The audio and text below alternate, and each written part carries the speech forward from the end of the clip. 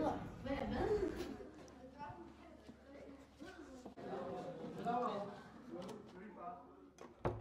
Hej. Hej. Herovre til jer. Tak. Hej.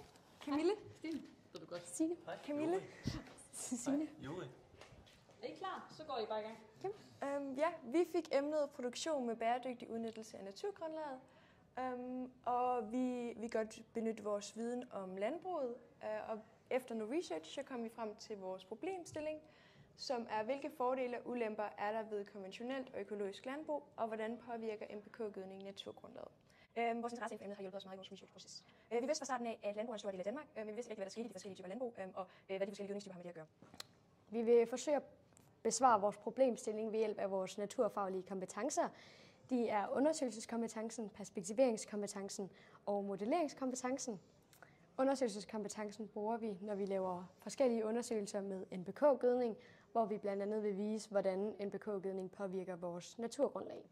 Perspektiveringskompetencen bruger vi, når vi sammenligner konventionelt og økologisk landbrug, ser på fordele og ulemper og hvad der er bedst for vores miljø. I sidste runde vil vi også perspektivere, når vi sammenligner med, hvordan vi i Danmark håndterer vores landbrug i forhold til gødning med Tyskland.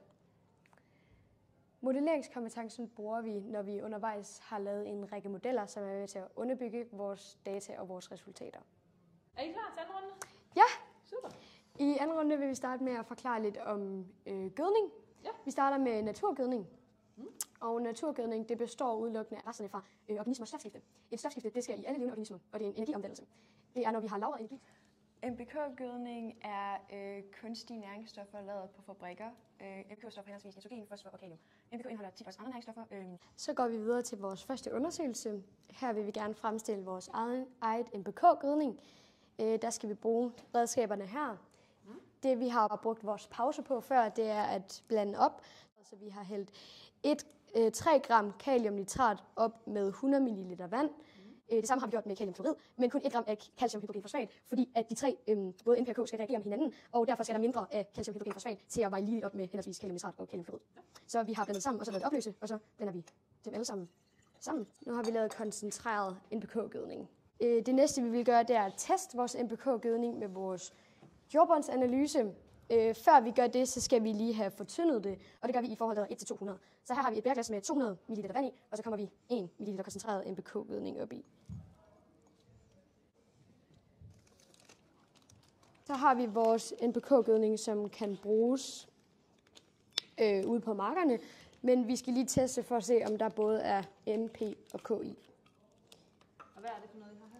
Det er en jordbundsanalyse, hvor vi så hælder vores NPK-gødning op i, og når vi hælder det pulver, der er i de her piller i, så skifter det farve, og jo kraftigere farven bliver, desto mere henholdsvis NP og K er der i vores blanding.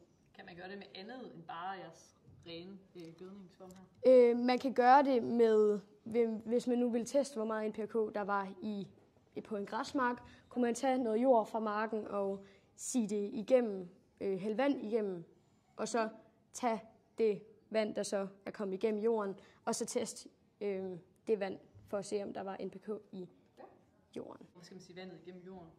Arbejde imens? Ja, det er fordi... Vi kan bare bruge jorden direkte i. Nej, for du kan ikke blande tør jord med pulver, der er i pillerne. Så du er nødt til at have en væske, som du kan blande op.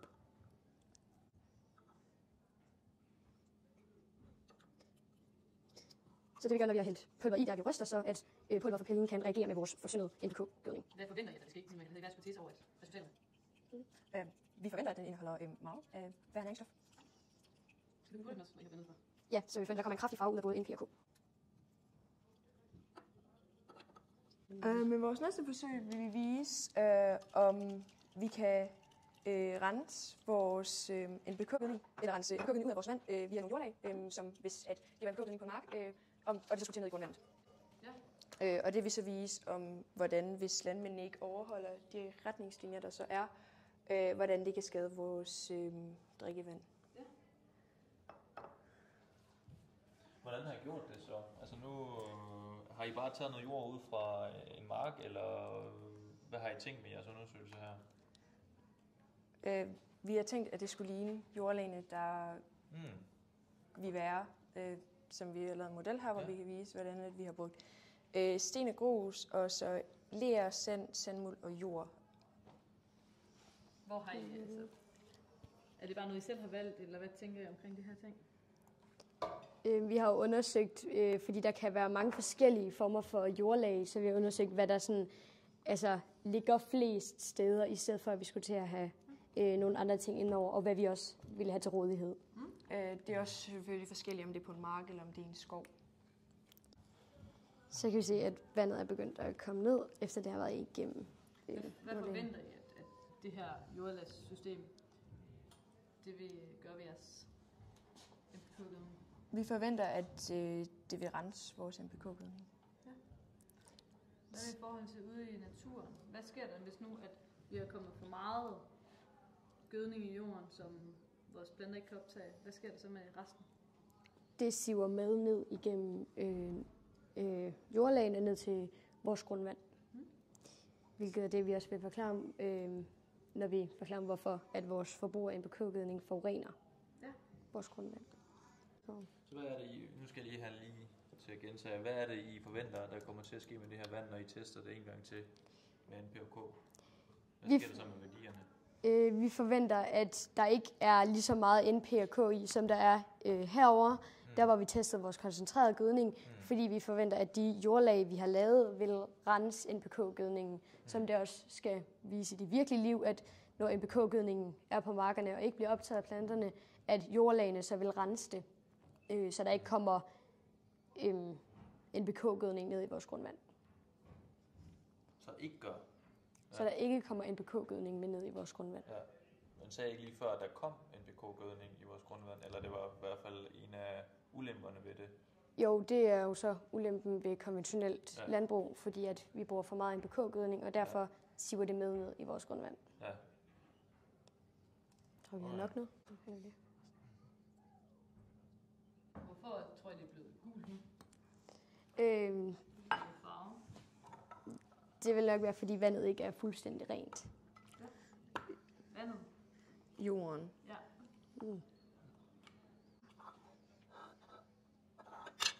I nævnte også noget tidligere. Noget med påvirkningen på biodiversiteten. Hvad er biodiversiteten for noget?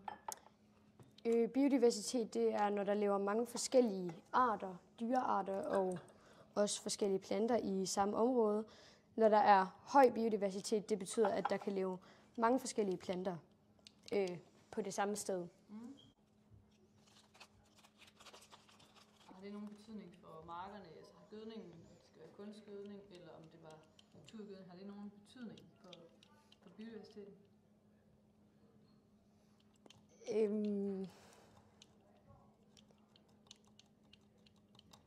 Det vil vi svare på i næste runde.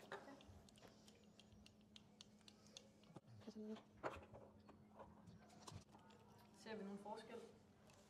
Som vi kan se herover, der hvor vi gjorde det før, der er farverne så småt ved at komme. Så kan vi se, at den er. Vi kan op mod noget hvidt. Jo, det kan vi se. Så kan vi se, hvordan vandet ikke er helt klart, men er blevet de forskellige farver. Ja. Og hvad kan vi så aflæse ud fra det her? Er der meget nitrogen i den her? Nej. Selvfølgelig er der jo lidt, men ikke i forhold til det, vi lige har set her, som er efter vi har igennem jordlægen. Ja. Hvordan kan det være, at den lige pludselig har fået, den er blevet kraftig efter at have været igennem jordlægen, så ikke, at det skulle rense? Jo, men det er fordi, at jorden selvfølgelig også indeholder nogle naturlige næringsstoffer, og det kan så være nitrogen, som så er kommet ned gennem jordlægene, og så har ind i vores blod. Så i stedet for, at det har renset, så er det faktisk bare tilført mere til vores NPK-gødning. Ja. Så hvis I skulle lave det her forsøg igen, og I skulle prøve at lave en model af, hvordan det vil se ud på en mark, hvad er det så, I skulle måske tilføje til jeres undersøgelse? Hvad kunne det være? At man kunne starte med at teste jordlagene for at se, hvor meget, om der var NP og K i jordlagene fra starten af. Så man kunne se, når et NPK-gødning allerede kører igennem jordlagene, så vil der højst sandsynligt blive tilføjet ekstra. Ja, rigtig godt. Hvad vi så kunne aflæse ud af, hvis vi sammenligner de to lilla, og de to orange og de to blå, hvad vil I så kunne konkludere ud fra, hvad var der i jorden inden, og hvad var der i jorden efter? Vi kan selvfølgelig se, at der er blevet tilført mere nitrogen, og den er vel Den har vel optaget noget af, jorden har vel renset noget af fosforen, og det er så til at være nogenlunde det samme i forhold til kalcium. Så jordlagen har tilføjet ekstra nitrogen, men ikke tilføjet lige så meget af de 2 andre. Det har den renset. Har I mere her i januar?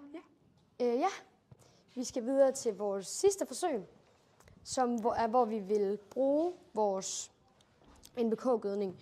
Så vi har over de sidste 2 uger vandet karse med henholdsvis vand og vores fortyndede NPK-gødning. Og der har vi hældt lige meget vand og NPK-gødning i hver, og så kan vi se forskellen på, at den her den er så godt som død, og den her den er sprunget flot ud i grønne farver, og der er rigtig meget karse. Og der kan vi jo så se, hvad forskellen er, når vi sår vores planter med NPK-gødning, fordi der får planterne de næringsstoffer, de har brug for, og derfor springer de mere ud. Det har vi ikke nødvendigvis ske på en almindelig mark, da der heller ikke noget jord i det her, så den får ikke tilført de naturlige næringsstoffer, som det lige, hvis det havde været en mark. Ja, og vi kan også se her på det gule i planten, at den ikke har fået det klorofyl, som den har brug for, som man får via næringsstofferne i NPK-gødning. Hvorfor er det vigtigt, undskyld afbrudt? Hvorfor er klorofyl vigtigt for planten? Det kommer vi til, men jeg kan også godt svare. Nej, det kan vi godt vente. Har I, hvis vi lige vender tilbage her, nu når der er så meget mere her i forhold til herovre, har I sørget for, at de her karsekorn har været det samme? Hvad med, det kan jo være, at den døde, fordi den ikke har fået nok vand, sollys. Hvordan har deres betingelser været? Deres betingelser har været fuldkommen ens. Vi har hældt lige mange gram karse i hver, og derfor har vi kunnet se, at der har været lige mange karsekerner. Karsefrø i hver, og så har vi hældt lige mange milliliter af henholdsvis NPK-gødning og vand i hver. Ja. Og de har begge to stået i sol. De har begge to stået samme sted, ja. Nitrogenkredsløbet er et kredsløb, der beskriver nitrogens sammenhæng med henholdsvis uorganiske forbindelser, som er vand og luften og jord, og så med organiske forbindelser, som er dyr og planter. Når organiske materialer nedbrydes af mikroorganismer, så dannes der ammoniak. Når det er ammoniak, så kommer i forbindelse med ammonium, eller når det ammoniak kommer i forbindelse med vand, så danner det ammonium, som bakterier, som har nitrificeringsbakterier, så kan bruges til at omdanne nitrit, som andre bakterier, som omdanner til nitrat, som planterne så kan optage via rødderne. Og så de nitrificeringsbakterierne, de kan så lave det nitrat om til nitrogen, som så kan frigives til atmosfæren. Er der nogle planter, der kan optage nitrogen direkte fra atmosfæren? Bælgplanter. Ja. Når de lever i symbiose med en vis form for bakterier. Ja. Hvor bliver det så optaget? Er det bladene, der optager det, eller? Bakterierne sidder i knoldene, hvor at de så omdanner det til energi til planten. Hvor sidder de knolde henne? Sidder de på rødderne? På rødderne, ja. Ja, de forskellige næringsstoffer i NPK-gødning, de har forskellige formål i planten.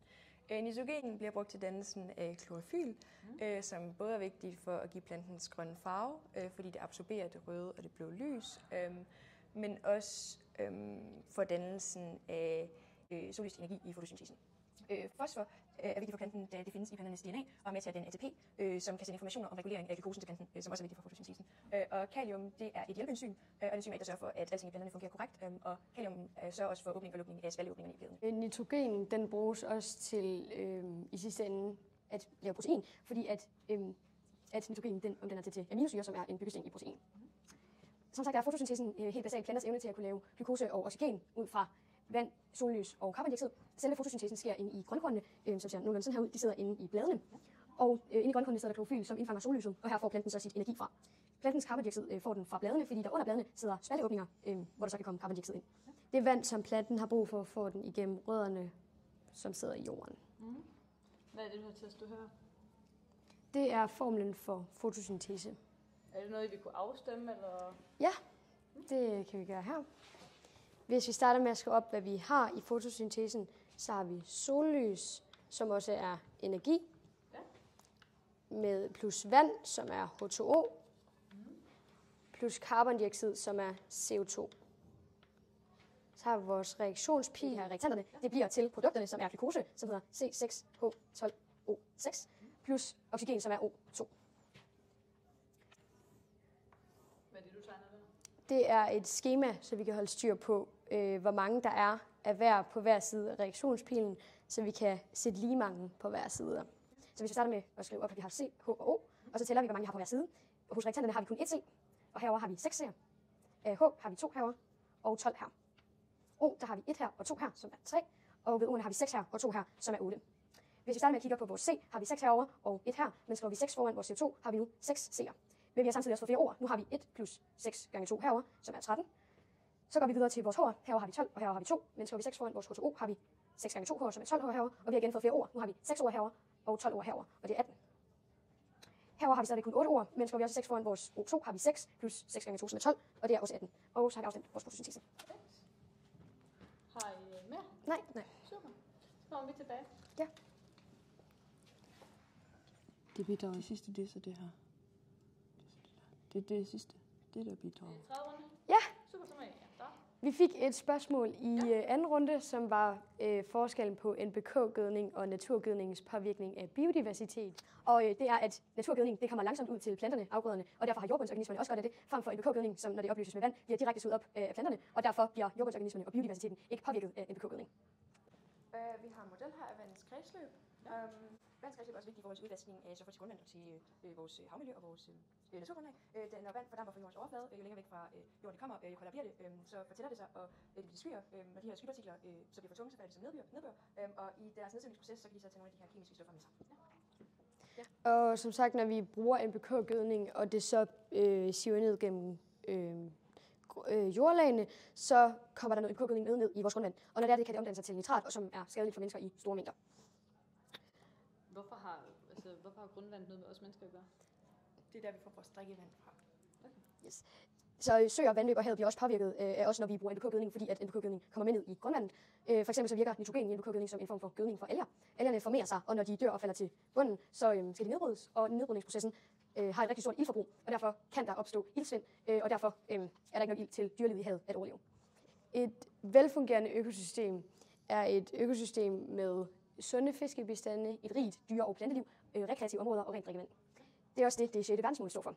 Det 6. verdensmål det er rent vand og sanitet, og det går ud på, at vi i 2030 skal have reduceret vores forurening, minimeret affaldsdumpning og minimeret udslip af farlige kemikalier, og vi kan have halveret vores ubehandlede spildevand, fordi alle skal have ret til rent drikkevand. Vi kan kigge til Tyskland, og vi kan perspektivere deres landbrug med vores landbrug. En undersøgelse fra Naturfredningsforeningen viser, at de tyske landmænd har lov til at gøde mere nitrat, end de danske landmænd må. Det skaber selvfølgelig ikke fair konkurrence for de danske landmænd, men på samme tid så ødelægger det også naturen og naturgrundlaget. Hvorfor med konkurrence? Hvorfor skaber det konkurrence for de unfair konkurrence for Danmark og Tyskland? Da de tyske landmænd gøder mere, så har de nok, får de nok flere afgrøder ud af det, som de danske landmænd ikke gør, da de har lov til at gøde med nitrat. Ja. Sagen handler om nitratdirektiv, som er lovgivning for så meget nitrat, der må gødes med, som så kan udledes til drikkevand i landbruget. Der er nogle andre regler i Tyskland og i Danmark, men de tyske landbrug forurener ikke kun deres eget grundvand, men på grund af vores placering, så forurener det også vores. Når man stiller økologisk og konventionelt landbrug op mod hinanden, så har vi snakket om ulemperne ved konventionelt landbrug, fordi at man ved et økologisk landbrug ikke forurener vores grundvandsressourcer og vores naturarealer. Men der er mange, der ikke tager højde for ulemperne ved økologisk landbrug. Det er fordi, at de økologiske råvarer kommer for det meste fra Mellemamerika og Afrika, og det er en meget lang distance at transportere, og derfor udleder transportmidlerne rigtig mange drivhusgasser, og derfor er CO2-udledningen stor, når man skal transportere de økologiske råvarer. Faktisk så har en landmand, der har med økologisk landbrug at gøre, et udbytte på 25% mindre end et landbrug med konventionelt, der arbejder med konventionelt landbrug har. Fordelen ved det konventionelle landbrug er, at der er større udgifter på mindre, eller større, man kan få mere ud af mindre areal. Det gør så, at der er mere plads til naturen og mere plads til biodiversitet. En af ulemperne ved det konventionelle landbrug er, at ca. 50% af alle afgrøder indeholder pesticider, som både kan være farlige for mennesker og dyr. NPK-gødning, det kan gå ind og påvirke de naturlige kredsløb og cyklus, og i en vis mængde så kan NPK-gødning både være skadeligt for fremtidige liv af mennesker og dyr, men også af vores natur. Når du så nævner det her med fremtidige mennesker, har I så tænkt over i forhold til, hvis vi lige har en model her, i perspektivering til noget med vores befolkning, den stiger og stiger. Har I tænkt over, hvad gør vi så? Hvad har det påvirkning på landbruget? Jeg kunne forestille mig, at det betyder, at der er ikke så meget økologisk landbrug. Da det gælder om at få det meste ud af små arealer. Hvis jo flere mennesker der er, jo flere bebyggelse skal være i mindre natur, vil der også være plads til. Hvilket så kan medføre, at så er nødt til at udskifte det økologiske med det konventionelle, og det kan så forurene naturen. Ja. Har I mere? Nej. Super. Så må I godt begynde at rydde op, og så kommer vi tilbage til. Tak. Vi har været til naturfagseksamen, som I kan se i videoen. Og vi synes, at oplevelsen har været en god oplevelse, og det var fedt, at der var sådan lidt frit dialog ind imellem vores fremlæggelser og vores undersøgelser. Ja, det var fedt, at lærer og sensor kunne spørge ind til det, vi har, men hvis man ikke kunne svare på spørgsmålet, at man bare kunne sige, det tager man i næste runde, og så har tid til at undersøge svaret på spørgsmålet. Vi vil anbefale, at hvis man har nogle længerevarige forsøg, at man sætter dem i gang og så snakker bagefter det, så at der ikke kommer de her lange pauser indimellem, man siger noget. Ja, det er lige godt, at der kommer lang stillhed, fordi ellers så kommer der bare flere spørgsmål fra sensor og lærer. Et andet råd er også i første runde at sørge for at komme ind omkring problemstillingen og hvorfor man har valgt problemstillingen, men også ind omkring de naturfaglige kompetencer og om hvornår man har tænkt sig at bruge kompetencerne, så der ikke er i tvivl om, at man har lige meget af hver kompetence med, fordi det også vejer højt, hvis man har 25% med af hver af de 4 kompetencer. Og vi synes også, det er en god idé at fordele de vigtige viden, så at det er mere ligeligt fordelt. Lige præcis, så at man især i første runde får givet det indtryk til lærer og sensor, at man ved lige meget om emnet, så derfor at de ikke tror, at man skal stille den anden spørgsmål, hvis de tror, at den ene ved mere om emnet, så stiller de spørgsmål til den anden, så derfor give det indtryk, at man begge ved lige meget og kan forklare og formidle ting ud fra lige mange faglige begreber.